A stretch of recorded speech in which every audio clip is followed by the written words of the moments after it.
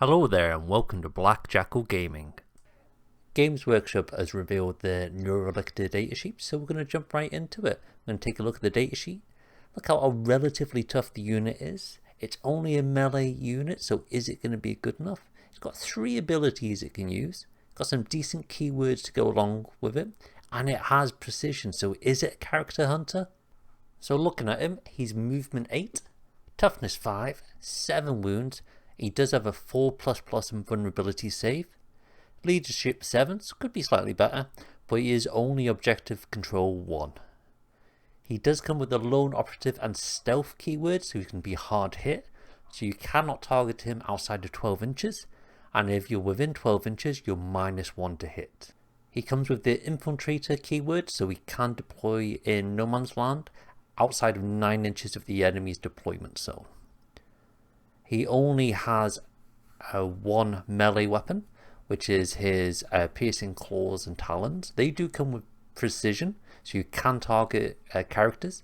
He's 6 attacks, 2+ weapon skill, strength 6, -2 AP, 1 damage. So not the most damage coming from this guy.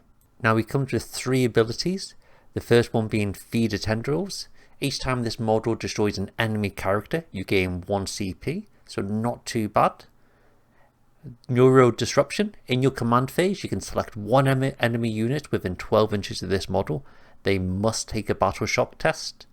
And the last one being Psychological Sabotage. This is an aura, and if an enemy is within 12 inches of the model, and if it is battle shocked, then each time a model in that unit makes an attack, you -1 to the hit roll. And each time a friendly Tyranids model makes an attack against that unit, you add 1 to the wound roll. So what does all this mean, and how are you going to use the Neurolictor? So points are going to play a key part in this. We don't know how many points he is so far. The cheaper he is, the more disposable he's going to be for you to use, and the more aggressive you can play him. So from the start, you can play him quite aggressively by setting him up in no man's land. If you can put him in a position where your opponent cannot get within 12 inches of him, he cannot be targeted. And if they can get within that distance, at least you're getting them -1 to hit. Because of this, when you put him onto an objective in no man's land, he's going to be very difficult to shift. He is only 5, toughness 5, but he does have a decent amount of wounds. The -1 to hit and the 4-up and vulnerability save is going to make him very difficult to remove from the battlefield. So straight away from the start, you can aggressively contest objectives, or you can use him as a really good backfield objective holder. If he's relatively cheap, you can run multiple of these and get multiple uses out of him. He also does have the ability to easily score primary and secondary points because he can infiltrate. He is movement 8, and he is difficult to target, so there's going to be often times when he can get into positions on the board where other units can't and score easy points. There is a stratagem that can be used to put him into reserves for 1 CP, so you can at any point in the game remove him from the battlefield and then bring him on from a table edge. So if you're going for something such as engage on all quarters or deploy teleport homers, you can potentially take him off the battlefield and bring him on to score you points in a further round when you wouldn't be scoring them anyway.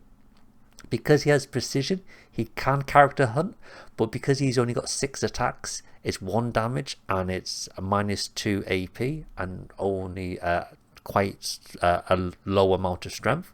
He can only target relatively weak characters, so you will be looking more at your toughness 3, 4 wound characters, maybe ones without invulnerability saves. You can be looking at guard and Eldar buddies to try and just push through these characters and take them out.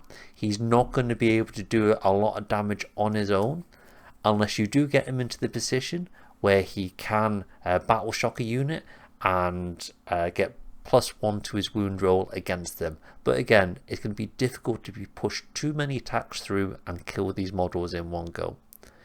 Being a Neurolictor, it does seem like he's missing some form of psychic attack, even if it was quite a short distance attack, say 6 inches or 9 inches, just to give him this ability to do some form of psychic scream as he's on the way in. That would kind of fit in with the model and what they've called him. But one of the main uses you might have for this guy is just to be disruptive, for him to come in, potentially battle shock something, give them -1 to hit and then +1 to wound against them. So if you've got a tough unit you want to bring down, you can put him in a position where he can affect this unit, and then it's going to make it much easier for you to push wounds through. So if it's a unit that you're wounded on 5s and 6s, all of a sudden you're wounded on 4 and 5s instead, and if you've got a reroll built into that, it's going to make it very easy to start pushing wounds onto these models. And if it's a high shooting model, putting that -1 to hit on him can be greatly benefit you and make you stay alive just that little bit longer. Thank you for watching the video. If you have any comments, then pop them below in the comment section. If you enjoyed the video, then please hit the like button, as it greatly helps the channel. Hit the subscribe button to see any future Warhammer content. Take it easy and see you next time for more grim darkness from the 41st millennium.